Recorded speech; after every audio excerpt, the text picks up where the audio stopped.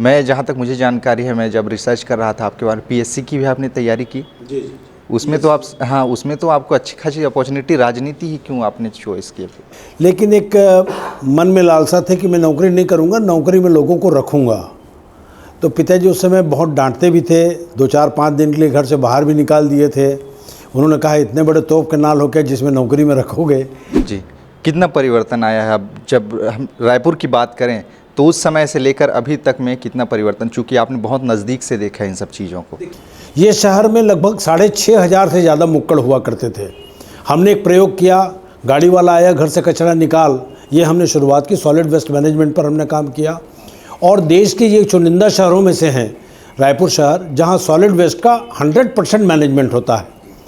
700 ton कचरा प्रतिदिन यहाँ से निकलता है और उसका पूरा का पूरा जो है उसको यूटिलाइज होता है। ये अपने आप में एक बड़ी योजना थी जिसको कारगर हमने साबित किया। एक जो अभी के समय में चल रहा है सर, जो अवैध चल रहे थे, जिसको लेकर अभी बुलडोज़र की कार्रवाई हो रही, क्या कहेंगे इसको लेकर? कि ये रातों रात कौन बनेगा करोड़पति की तर्ज पर डायस में बैठकर जो लोग निर्णय लेते हैं ना, तो हम छत्तीसगढ़ी में कहावत है, नवा बैलक चिक्कन सिंह, चल रहे बैलक टिंगे टिंग। लेकिन रायपुर में अभी स्काई वॉक को आपने लटका के रखा। राजेश मूणत जी का बयान आया कि मैं इसे कांग्रेस का स्मारक बनाऊंगा। पहले भी क्यों बना रहे थे, यही समस्या पर है। आप भारत देश के 140 करोड़ लोगों को यहाँ बुला लीजिए, उनको दिखा दीजिए और इसका औचित्य समझ में आ जाए। नमस्कार, आप देख रहे हैं TNR न्यूज़ का खास कार्यक्रम तुहर पार्षद तुहर सवाल, और मैं हूं आपके साथ में राकेश निर्मलकर। राजधानी रायपुर के 70 वार्डों में हमारा कार्यक्रम चल रहा है, लेकिन आज का कार्यक्रम बहुत ही खास है क्योंकि हम एक बहुत ही खास इंसान से आपको मिलवाने वाले हैं, जो कि एक पार्षद से शुरुआत की थी, बाद में मेयर भी बने, अभी वर्तमान में यहाँ के सभापति हैं, यानी रायपुर नगर निगम के सभापति हैं। पूर्व में पिछले लोकसभा चुनाव में इनको कांग्रेस पार्टी ने प्रत्याशी भी बनाया था, लेकिन वो हार गए थे। अब क्या कुछ रणनीतियां हैं आगे को लेकर और क्या कुछ काम चल रहा है राजधानी रायपुर में और कैसा आने वाला भविष्य वो देखते हैं, इसी सब पर बातचीत करेंगे। प्रमोद दुबे जी मेरे साथ हैं। सर, बहुत बहुत स्वागत है आपका हमारे इस खास कार्यक्रम में। नमस्कार। हमारे कार्यक्रम का चूँकि पहला चरण रहता है सर, विरले ही लोग होंगे जो आपको नहीं जानते, लेकिन फिर भी एक ब्रीफ में हमारे दर्शकों के लिए अपने बारे में परिचय दीजिए। कौन है प्रमोद दुबे जी, कैसे वो राजनीति में आए, पहले क्या थे, और अब जब यहाँ इस पोजीशन में है तो अपना राजनीतिक भविष्य कहाँ तक देखते हैं? उसके बाद फिर राजनीतिक चर्चा पे आगे बढ़ेंगे सर। जी, मैं कालीबाड़ी स्कूल का छात्र रहा। उसके बाद वहाँ से पास आउट होने के बाद मैं बायो में मैंने 11th किया था। उसके बाद छत्तीसगढ़ महाविद्यालय जो ऑटोनोमस कॉलेज है, वहाँ मैंने एडमिशन लिया। वहाँ अंडर ग्रेजुएशन में मैं विश्वविद्यालय और छत्तीसगढ़ महाविद्यालय का पहले अध्यक्ष बना। उसके बाद फिर रविशंकर विश्वविद्यालय का निर्वाचित अध्यक्ष बना। वहाँ से सफ़र की शुरुआत हुई। उसके बाद मैंने पोस्ट ग्रेजुएशन वहीं से किया, फिर बैचलर इन जर्नलिज्म किया। तो ये जो सफ़र है, उसके बाद मैंने 2004 में पहली बार पार्षद का चुनाव ब्राह्मणपारा वार्ड से लड़ा। उसके बाद वो सुरक्षित हो गया तो मुझे स्थान बदलना पड़ा। स्थान बदलने के बाद मैं शहीद चूड़ामणि नायक वार्ड, जो रामकुंड और समता कॉलोनी का जो एरिया है, वहाँ से जाकर चुनाव लड़ा। वहाँ फिर मैंने चुनाव जीता। उसके बाद मेयर का जो इलेक्शन था महापौर का, वो सीधा चुनाव हो गया। तो सीधे चुनाव में मैं भाग लिया। 70 वार्ड का वो चुनाव था। काफ़ी मन में अजीब ढंग की बातें उठती थी कि 70 वार्ड है, 10 लाख लोग वोट डालेंगे तो कैसे होगा।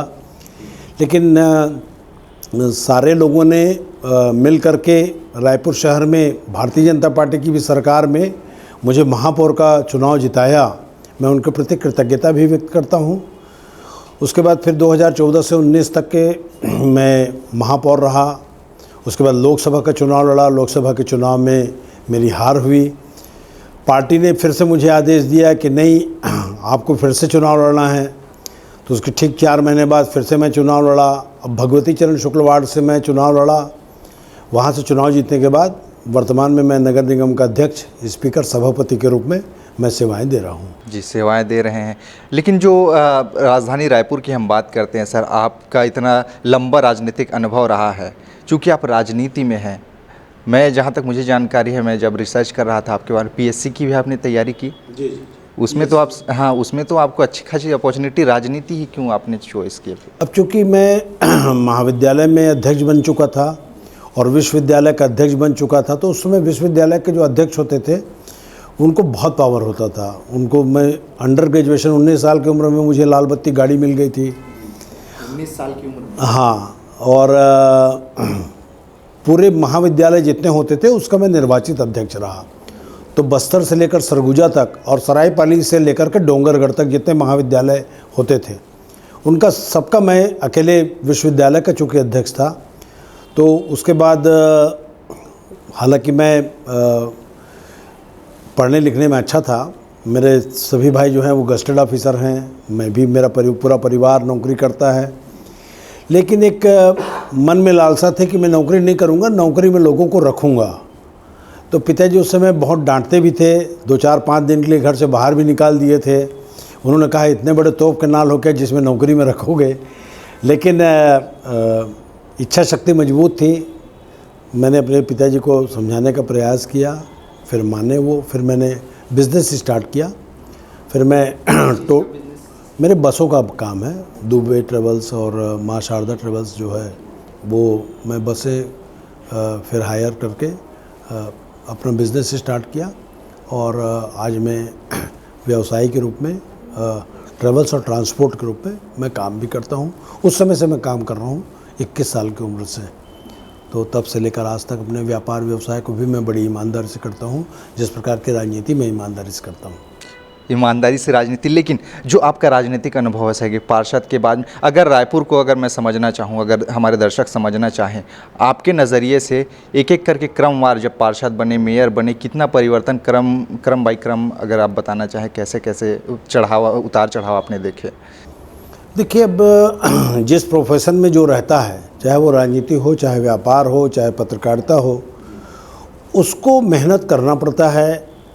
भाग्य के भरोसे आप बहुत ज़्यादा नहीं रह सकते, कभी कभी भाग्य भी काम करता है, लेकिन इसके साथ साथ आपको ईमानदारी से किसी भी चीज़ में अगर आप लग्न से काम करें और पॉजिटिव सोच के साथ किसी चीज़ को करें तो एक आध बार हो सकता है आपको नुकसान भी हो, लेकिन लॉन्ग टर्म उसका फ़ायदा होता है।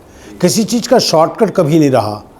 जो लोग शॉर्टकट मेथड में कहीं जाते हैं तो एक आध बार भले सफल हो जाएं, लेकिन पेशेंस आपको हर चीज़ का फ़ायदा देती है। और चाहे राजनीति हो, चाहे व्यापार हो, शिद्दत से अगर किसी की जाए, ईमानदारी से अगर की जाए, तो निश्चित रूप से इसका प्रतिफल जो है वो सकारात्मक रूप से जनता देती है। जी, कितना परिवर्तन आया है? अब जब हम रायपुर की बात करें तो उस समय से लेकर अभी तक में कितना परिवर्तन, चूँकि आपने बहुत नज़दीक से देखा है इन सब चीज़ों को? देखिए, पहले का रायपुर जो था वो 179 वर्ग किलोमीटर में फैला हुआ था। वर्तमान में रायपुर जो है वो 275 वर्ग किलोमीटर के क्षेत्र में फैल चुका है। पहले यहाँ 45 वार्ड थे, अब 70 वार्ड हो गए, एरिया भी बहुत बढ़ गया।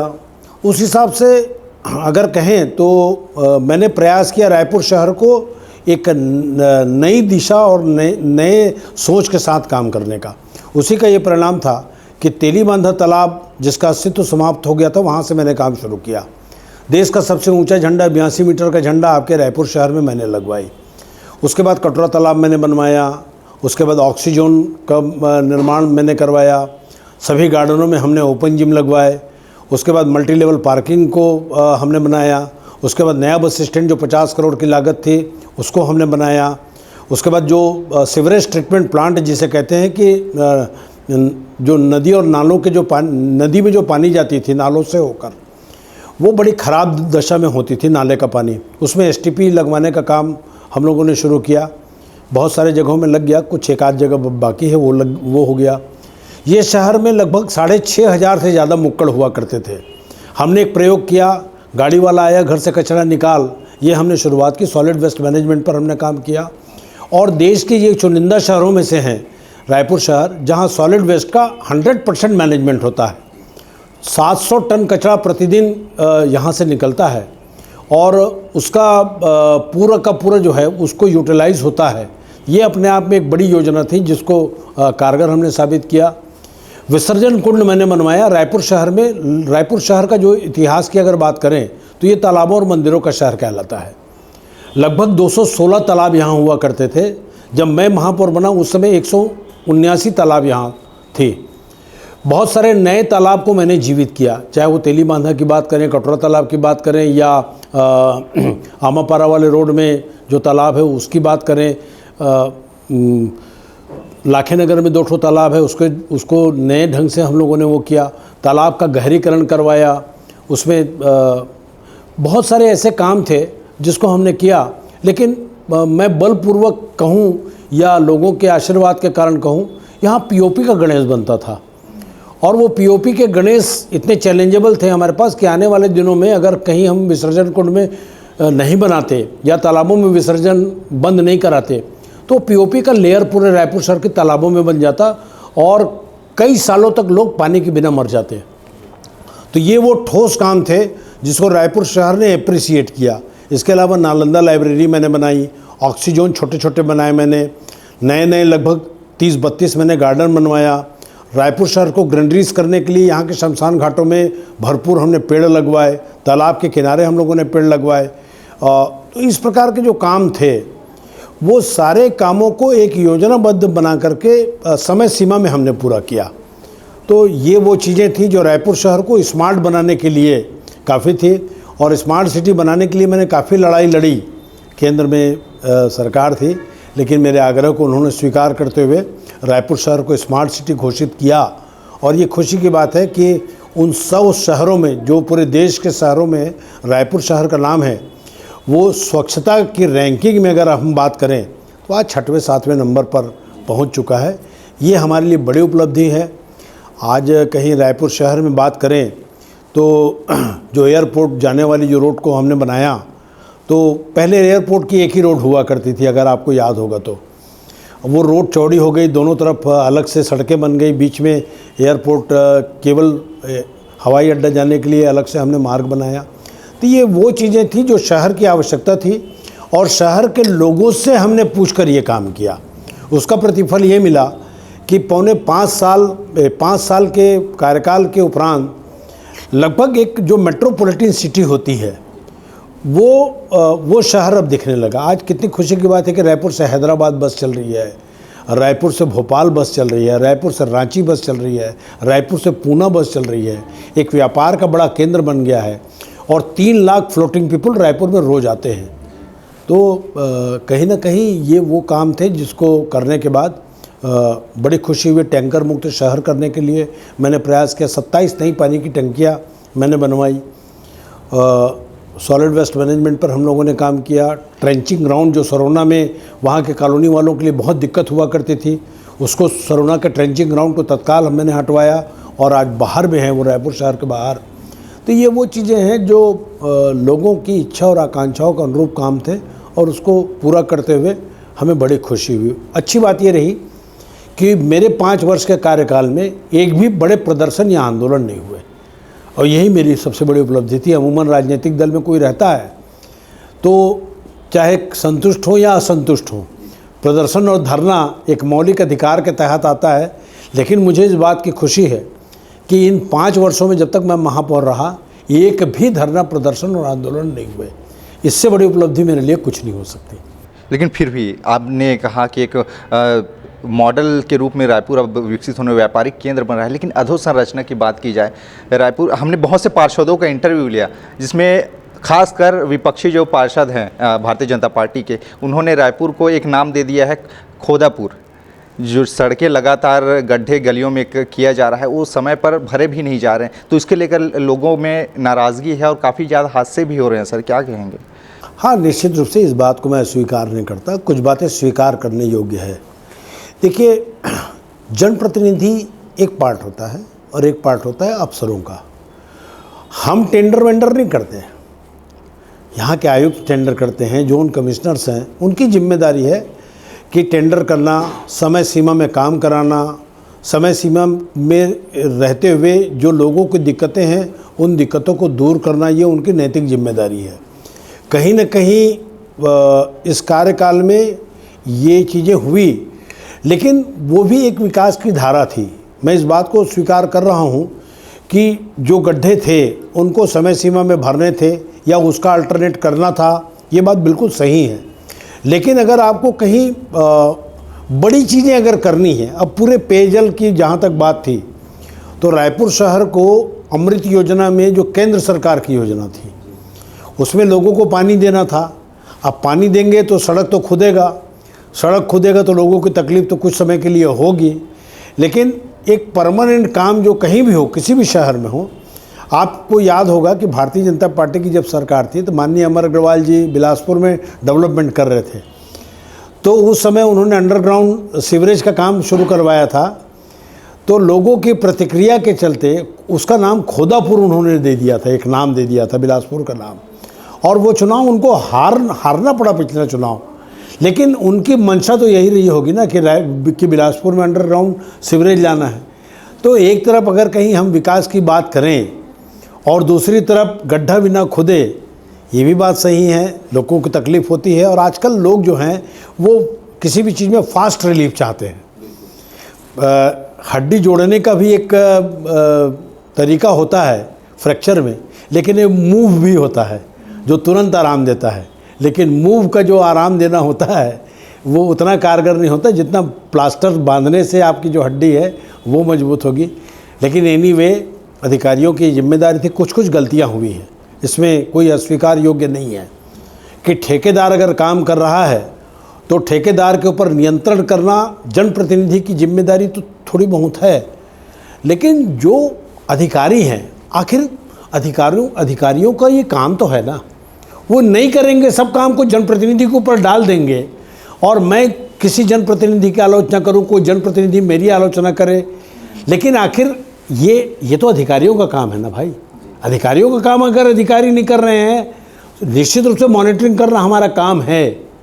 लेकिन नगर निगम के साथ ये भी दिक्कत है कि नगर निगम के जितने अधिकारी होते हैं जिनको नगर निगम का काम करना है, उसको छोड़कर उनसे बाकी काम लिया जाता है। अगर पृष्ठभूमि में जाएं तो कोरोना के लिए दवाई कौन बांट रहा था? नगर निगम का इंजीनियर। सफाई को कौन देख रहा था? नगर निगम का इंजीनियर। अस्पताल कौन पहुंचा रहा था? नगर निगम का इंजीनियर। जनगणना कौन करता है? नगर निगम का इंजीनियर। चुनाव में ड्यूटी कौन करता है? नगर निगम का इंजीनियर। गणेश भगवान कौन ठंडा करता है? नगर निगम का अधिकारी। दुर्गा देवी कौन ठंडा करता है? नगर निगम का अधिकारी। तो इन सब चीज़ों को शहर में जो चीज़ें होती हैं उसमें ये एक पार्ट होना चाहिए जिसको उससे मुक्त रखना चाहिए कि नगर निगम के जो इंजीनियर्स हैं उनको इस काम में नहीं लगाना चाहिए। आप अतिरिक्त अगर फोर्स की उस समय आवश्यकता तो 1 महीने के लिए आप फोर्स ले लीजिए। तो ये चीज़ें होती हैं, लेकिन ऊपर के अधिकारी होते हैं, IAS होते हैं, वो समझना नहीं चाहते और एक ही लठ से गधा को भी हाँकते हैं, घोड़ा को भी हाँकते हैं, बैल को भी हाँकते हैं। उसका कहीं ना कहीं खामियाजा जनप्रतिनिधियों को भोगना पड़ता है। रायपुर शहर की बात की जाए सर, कई तबके के लोग यहाँ पे रहते हैं। चूँकि आप यहाँ पे नगर पालिका में हैं, आवास योजना की जब बात आती है ना, हम लगातार अलग अलग वार्डों में घूमे, जो एक समस्या दिख कर आई, लोगों की नाराज़गी आवास योजना की, हमें इसका लाभ नहीं मिल पा रहा है। और भारतीय जनता पार्टी के पार्षद हैं, वो कांग्रेस पर आरोप लगा रहे हैं कि लोगों ने फाइल पेंडिंग की है, धूल फाँक रहे हैं वहाँ पर। क्या कहेंगे? देखिए, आरोप प्रत्यारोप सबसे सहज काम है। अगर भारतीय जनता पार्टी का जनप्रतिनिधि है तो जनप्रतिनिधि तो है ना, काम करने की क्षमता और मादा होनी चाहिए। विपक्ष में रहते हुए मैंने 5 साल में आपको काम गिनाए हैं। मैं तो विपक्ष में महापौर था ना, मैंने तो आपको 40 से ज़्यादा योजनाएं गिनाई हैं मैंने, कि मैंने जो इसका काम को करके दिखाया। लेकिन लक्ष्य था काम करने का, और उद्देश्य था, और जज्बा था। अगर जज्बा हो तो ये तो कोई संतुष्ट कर ही नहीं सकता ना। भगवान भी अगर आएंगे यहाँ से तो वो भी शायद हार न मान जाए। और रही बात मकान देने की, तो हम आज भी मकान दे रहे हैं लोगों को। अभी 4000 मकान दिया हम लोगों ने। लॉटरी सिस्टम है, लॉटरी सिस्टम में फेयर होता है। उसमें ये हो सकता है कि मेरे बोलने से या आपके बोलने से नहीं मिला होगा ना।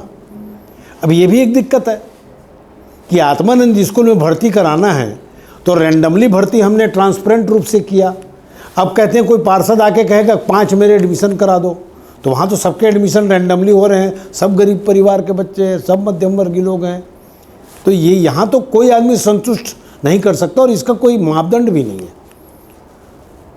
तो हमने मकान भरपूर दिए हैं। मैं अपने कार्यकाल में लगभग 8-9 हज़ार मकान दिए मैंने। तो आप देखिए जा करके भाटा गांव की अगर बात करें, वहीं 3 कॉलोनी है। कचना में देखिए आप 4 कॉलोनी है। सरोना में देखिए आप 3 कॉलोनी है। चंगोरा भाटा में आप देखिए 3 कॉलोनी है। तो ये तो मेरे समय बनी हुई थी। अभी जब माननीय प्रधानमंत्री जी की नाम से जो योजना आई, ये तो बाद में आई ना, उसके तहत भी जो मकान बनते जा रहे हैं उनको एक सिस्टम से कि आप आवेदन दे दीजिए, उसमें शर्तें होती हैं। एक्चुअल में हमारे शर्तें हैं कि मूल निवासी होना चाहिए यहाँ का उसका आधार कार्ड रहना चाहिए। अब कोई आदमी 3 साल पहले कहीं बिलासपुर से आया है और वो कहीं मकान मांगता है, उसको कैसे मकान मिलेगा? उसको मकान मिलेगा तो बिलासपुर में मिलेगा। दुर्ग का रहने वाला आदमी है तो उसको मकान दुर्ग में मिलेगा। लेकिन मुश्किल इस बात का ही, ये राजधानी है, यहाँ सारे लोग मकान मांगते हैं। तो कोई क्राइटेरिया में आता है तो उसको मिल जाता है, जो क्राइटेरिया में नहीं आते उसको नहीं मिलता। इवन मैंने तो अपने कार्यकाल में लगभग 450 मकान प्रेस के, जो वो गरीब वर्कर हैं जो प्रेस में अन्य छोटे छोटे काम करते हैं, उन तक को मैंने मकान दिया है। आपके टाटीबंद में, यहाँ पे कबीर नगर में। लेकिन आवास की योजना की बात जब आ रही है सर, यहाँ पे लोगों को पट्टा लीज देने की बात आई थी और बहुत से लोगों का कहना है, हम लोग जब जाते हैं तो पट्टा नहीं मिला है, कभी भी हमें यहाँ से हटाया जा सकता है। क्या सच में ऐसा है कि यहाँ पे रोक के रखा जा रहा है? नहीं, देखिए जो क्राइटेरिया में आते हैं, देखिए इसमें शमशान की भूमि हो, तालाब की भूमि हो, तालाब के किनारा हो 100 मीटर का, इसमें नहीं दिया जा सकता। अन्य प्रयोजन की भूमि जो है, केवल हम पट्टा दे सकते हैं जो नजूल की ज़मीन है। नजूल के अलावा कई ठो आप देखे होंगे यहाँ मठ की ज़मीन भी है। अब मठ की ज़मीन में 300 लोग रह रहे हैं, वो हमसे पट्टा मांगेंगे तो हम कैसे पट्टा दे देंगे? भाई दूधाधारी मठ की ज़मीन है मान लो, या कोई ट्रस्ट की ज़मीन है, अब उसमें लोग काबिज हैं, वो खाली नहीं करवा सक रहे हैं बेचारे, तो हमसे वो लोग पट्टा मांगने आते हैं। तो ये कैसे संभव है? भाई ये तो अधिकार किसी को नहीं है ना। उसका फ़ायदा दूसरे लोग उठाते हैं, उसके बाद फिर गलत जानकारी के आधार पर हमसे प्रश्न पूछते हैं। जितने लोगों को पट्टा सर्वे हुआ, सर्वे करने वाले जिन लोगों ने जिन मापदंड के अनुसार जो सर्वे किया, आप सोचिए 27,500 लोगों को भी पट्टा मिला है पूरे रायपुर शहर में, चारों विधानसभा में। पहले भी लगभग 50,000 से ज़्यादा पट्टा मिले थे। तो 1 लाख पट्टा तो यही हो गया पूरे शहर में। आबादी ज़मीन में तो आप पट्टा नहीं दे सकते, वो तो सरकार का नियम है। मेरा मकान ब्राह्मणपारा में पुराना मकान है, वो आबादी ज़मीन है, उसमें पट्टा तो मुझे मिल नहीं सकता। तो ये चीज़ें हैं, तो ये टेक्निकल चीज़ें हैं जिसको अधिकारी को भी समझने की आवश्यकता है और लोगों को भी समझने की आवश्यकता है। अब वर्तमान राजनीति पर आते हैं सर। किसी ने भी ये अपेक्षा नहीं की थी कि कांग्रेस हारेगी या भारतीय जनता पार्टी सरकार बना ले जाएगी। कहाँ चूक हो गई, क्या लगता है आपको? ये तो मनन का विषय है हमारे स्वयं के। जो लोग जीते हैं उनको खुद को विश्वास नहीं है कि इतने मार्जिन से हम कैसे जीत जाएंगे। मैं स्वयं लोकसभा चुनाव लड़ा हूँ, मैं अपने हार का अंतर देखा तो मैं खुद चकित रह गया। आज भी लोग विश्वास करने को तैयार नहीं है, लेकिन जो है उसका तो कोई समीक्षा, हम में कोई कमजोरी है, हम में कोई कमी होगी, उसको आत्ममंथन चल रहा है, लोगों से बातचीत चल रही है। कई बार मृग मरीचिका जैसी कुछ चीज़ें हो जाती हैं जिसको देख करके आदमी थोड़े से भावावेश में आकर के भी हमको नकार देते हैं। तो इसमें तो जो जीत गए उनकी अपनी उपलब्धियाँ, उनकी अपनी स्ट्रेटजी है, कैसे लोगों को फंसा करके उन्होंने जी। नहीं तो आप सोचिए कि पूरे आदमी के जीवन में 3 चीज़ महत्वपूर्ण होती है। एक शिक्षा होती है, दूसरी स्वास्थ्य होती है, तीसरा बिजली बिल होता है। तो हमने आत्मानंद स्कूल खोली। आप देखिए कलेक्टर का लड़का और मजदूर का लड़का दोनों आजू बाजू में बैठकर पढ़ रहे हैं इंग्लिश मीडियम में। आत्मानंद स्कूल के अलावा हमने मेडिकल यूनिट की, हमने लगभग 50 से ज़्यादा गाड़ियाँ हमने मेडिकल यूनिट की डाली, जो हर जगह जा करके बस्तियों में खड़ी होती है।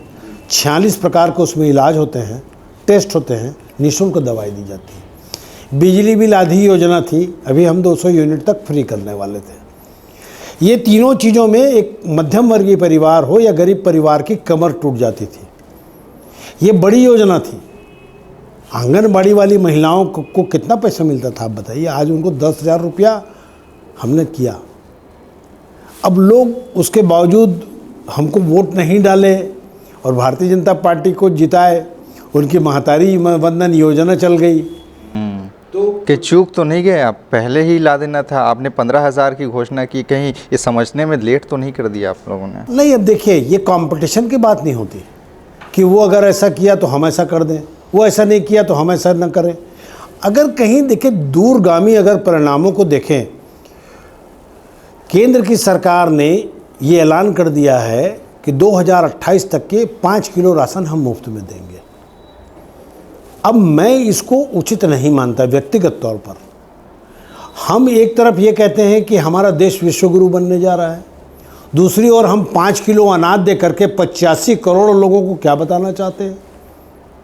रायपुर छत्तीसगढ़ की अगर बात करें तो 47 लाख करीब बिलो पॉवर्टी लाइन से लोग जीवन यापन करते थे। माननीय डॉक्टर रमन सिंह जी की सरकार में वो 55 लाख हो गया गरीबी रेखा के नीचे जीवन यापन करने वाले। तो इसको अब आप क्या मानेंगे?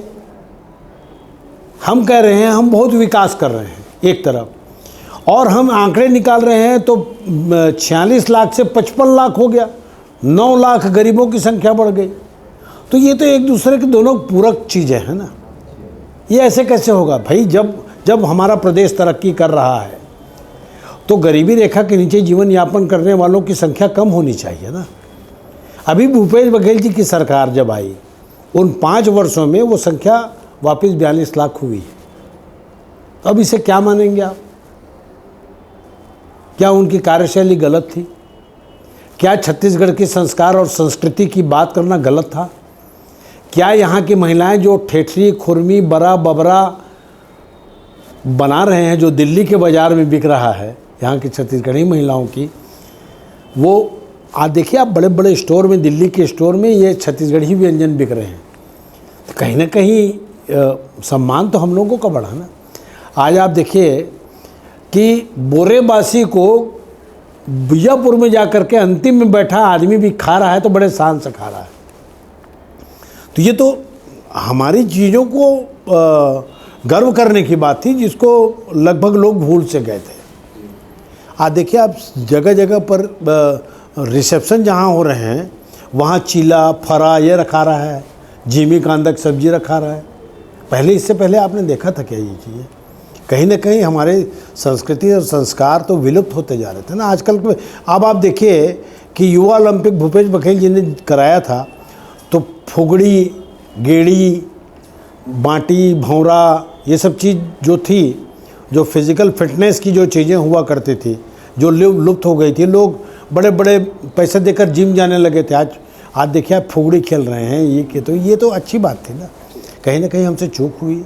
एक जो अभी के समय में चल रहा है सर, जो अवैध चल रहे थे, जिसको लेकर अभी बुलडोज़र की कार्रवाई हो रही, क्या कहेंगे इसको लेकर?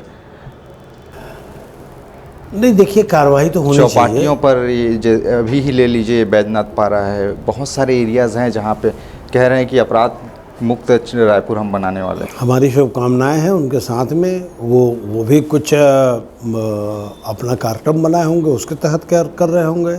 अब ये तो लोगों की समझने की बात है कि जो गरीब ठेला चलाने वाला है, ये ज़रूर है कि व्यवस्थित किया जा सकता है। आप वेंडर जोन बनाइए ना, वेंडिंग जोन बना दीजिए। वेंडिंग जोन में आप ठेले निर्धारित कर दीजिए कि 38 ठेला यहाँ लगेगा, 40। मैंने तो वेंडिंग जोन बनाया ना, 3-3, 4-4 ठो। भाई सखाराम दुबे स्कूल के पास आप देखिए पूरा लाइन से ठेले रहते हैं। नाइट में चौपाटी मैंने बनवाया मंदी ममता के पास, जो 9 बजे रात से लेकर 1 बजे तक रहते हैं। अब उनको 11 बजे बंद करने बोल रहे हैं। 10 बजे जो आदमी ठेला लेके आएगा वो 11 बजे बंद करेगा। और वहीं इसके उलट मध्य प्रदेश में भी भाजपा की सरकार है। इंदौर में खाऊ गली है जो पूरे देश में प्रसिद्ध है, वहाँ 3 बजे तक के वो खाऊ गली खुला रहता है। तो ये समझ से परे है हमारे कि ये रातों रात कौन बनेगा करोड़पति की तर्ज पर डायस में बैठकर जो लोग निर्णय लेते हैं ना। तो हम छत्तीसगढ़ी में कहावत है, नवा बैलक चिक्कन सिंह, चल रहे बैलक टिंगे टिंग। हम लोगों ने ये सब चीज़ों को बहुत अच्छे से देख चुका है। ऐसा नहीं कि हम लोगों ने बुलडोजर नहीं चलाया था, 8-8 एकड़ ज़मीन हमने खाली कराई है, सरकारी ज़मीन जो कब्जे वाले थे। भाटा गांव में भी हमने बड़े बड़े ज़मीनों को खाली कराया है। 1 लाख हेक्टेयर से ज़्यादा ज़मीन छत्तीसगढ़ प्रदेश में खाली हुई है। तो ऐसा तो नहीं उस समय आवाज़ नहीं आई थी या आती थी, लेकिन लोग समझते थे। अब ठेला खोमचा आप कार्रवाई करो ना, बड़े लोगों के ऊपर कार्रवाई करो। ये क्या है गीदड़ भभकी दे रहे हो आप ठेला वालों को हटा करके? अरे इस शहर में नोटिस दी गई है, मान लो 15 साल आपकी भी सरकार रही, शहर तो नहीं बदल गया ना शहर के लोग बदल गए। भाई वही लोग तो है ना। सख्ती होनी चाहिए, लेकिन केवल गरीबों के ऊपर नहीं होनी चाहिए। यहाँ तो बहुत सारे ऐसे लिस्ट वाले हैं जिनके अपने शीशे के घर होते हैं, वो दूसरों के घर में पत्थर नहीं फेंका करते। समय आएगा, और ये भी आपने शास्त्र में सुना है कि मनुज बल नहीं होत है, समय होत बलवान, और भीलन लुटी गोपियाँ वही अर्जुन वही बाण। समय बलवान है। चलिए, लेकिन रायपुर में अभी स्काई वॉक को आपने लटका के रखा। राजेश मूणत जी का बयान आया कि मैं इसे कांग्रेस का स्मारक बनाऊंगा। शुभकामनाएं हैं उनको। पहले भी क्यों बना रहे थे, यही समस्या पर है। आप भारत देश के 140 करोड़ लोगों को यहाँ बुला लीजिए, उनको दिखा दीजिए और इसका औचित्य समझ में आ जाए। भाई एक आदमी की अलग जिद होती है, अब जिद में वो बना भी लेंगे तो किसको क्या लेना देना है?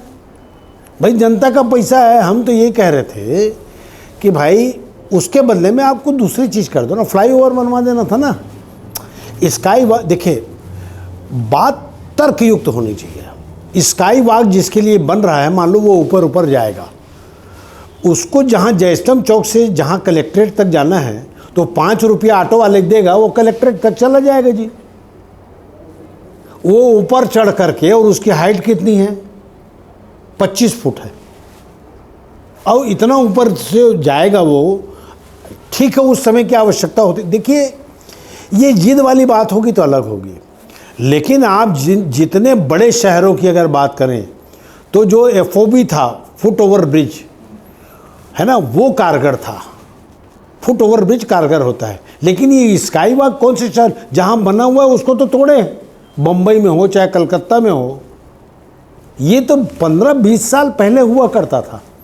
उस जगह में आज मान लो रोड चौड़ीकरण करना है, मान लो आपके तात्यापारा से शारदा चौक अब चौड़ीकरण होगा, तो जब आपको फ्लाईओवर बनाना होगा तो क्या स्काई वॉक को नहीं तोड़ना पड़ेगा क्या, कि स्काई वॉक के ऊपर से फ्लाईओवर बनेगा?